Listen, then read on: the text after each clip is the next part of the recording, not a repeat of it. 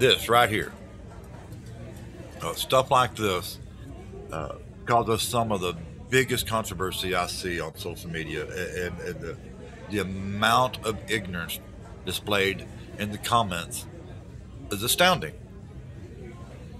And some of you are not going to agree with me, but listen to the whole conversation here, and maybe you'll see my point and you'll change your mind. Everybody over here, a huge majority acting like that the customer tipping is an obligation. It's not. It's a gratuity.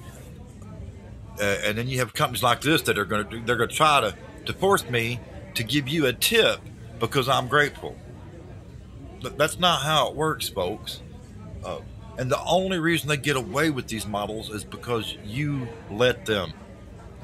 Not just the customer, but the employees. You should always insist that you get paid what you're worth from the get-go. You shouldn't be counting on tips to earn a living. That's not what tips were ever meant to be for. Back in the day, and you're going to say that this is two different things, but it's not. Pay attention here. I used to work for Pizza Hut. Back then, minimum wage was $3.10 an hour. And they got into the delivery business. They paid their delivery drivers minimum wage. They also paid the delivery driver per item on a delivery. A large pizza paid $1. A medium pizza paid 75 cents. A small paid 50 cents. A personal pan paid 25 cents. And I don't remember what sodas and stuff like that were like 10, 15 cents. They weren't much. And then there were other stuff that were 10 to 25 cents, like side orders and salads and stuff. I think a salad paid 25 cents. But you got paid per item plus minimum wage to make that delivery. If you got a tip from the customer, that was a bonus.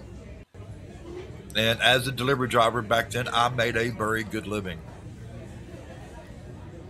I started out as a dishwasher, worked my way up into management, and I even waited tables. Tips were not mandatory back then.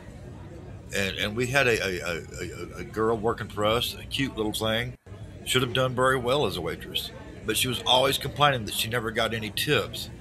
So I traded with her one night. I said, I'll tell you what, you sit there and you run the register, and I'll wait tables. I made $300 in tips that night, folks. She couldn't believe it. The trick was I provided good service. I wasn't expecting a tip.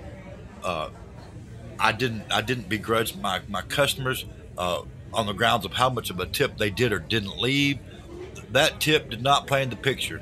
I provided them 100% the best service that I could provide them, regardless. And I did that every time I waited tables. I did that when I was a delivery driver. Tips, while I was grateful for them, that wasn't my paycheck. I did not count on my tips to pay my bills. And the only people that profit from this business model right here are the very people that refuse to pay their employees a living wage. They tell you, hey, look, we're going to pay you $1.25 an hour, or we're going to pay you $2.50 an hour to wait tables because the law says that we can screw you that way, but you're going to make this up in tips. And sometimes you do, and sometimes you don't. Some nights you all you make is your wage because no customers or whatever.